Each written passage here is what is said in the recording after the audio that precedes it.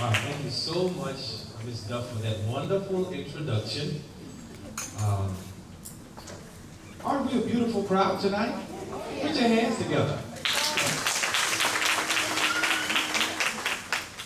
Superintendent Rhodes and all of the staff that are here, and to the parents, and there are even students that are here. I am so glad to be here. And if you haven't finished eating, please go ahead and do what you need to do as far as finishing eating. Just listen, open your ears, and hopefully some of the things that we will say will resonate to you.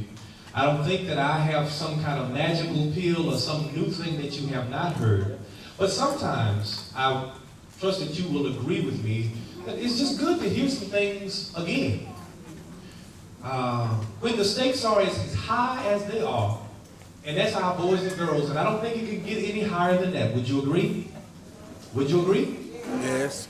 We need to be ever vigilant, and we need to be ever on our job to try to make sure that our boys and girls have the greatest opportunity at life that they can, and that they can take it to another level than where we were. So I think that it's good to start with that in mind, and I trust there again that you will enjoy what we share. Would you read what you see on the screen? What is the title? Ready? Read. Now, do you think that, don't you think we need a plan? Yes. Yeah. If we're going from one place to the next, we need to have a plan, because sometimes you can start out going somewhere, and if you don't have a plan, you can end up anywhere, right? Yes. And sometimes we have found ourselves up in places we don't necessarily want to go. But I think to the degree that we can have a plan, and that plan will call for us going to the next level, I think that we will be, that idea of shoot for the stars, and even if you miss, you're going to be close to the moon, or you're going to be in the heavens somewhere. So the idea of us having a very lofty or a high goal should be high on our priority list. So have you ever heard that rise and shine? Look at your neighbor and say, rise and shine.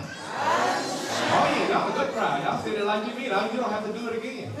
But look, the idea, when you used to hear that rise and shine, some of you all that have been around for a few years, that statement has meaning, because it kind of says something to us that number one, you need to get up, right? And I think that all of us, including myself, that when I look at my children, I'm challenging myself on a day-to-day basis to even do better. Because our children are faced with insurmountable, sometimes, tasks. By themselves, they will not do what they could do. They'll never reach their potential by themselves. But if we can effectively do what we need to do to create an environment or a village, so to speak, and we are the architects of their future, we're in charge of guiding their paths. To that degree, we do need to rise, and I would submit that we need to shine. Because as research has said so many times, the greatest single influence is the parent on the child. Some people would disagree with that. Some people think that it's some of the rap stars and some of the other people, but I still think from an old-fashioned standpoint that the parents are the greatest influencer of a child today. So look at your neighbor again and say, rise and shine. Rise and shine. So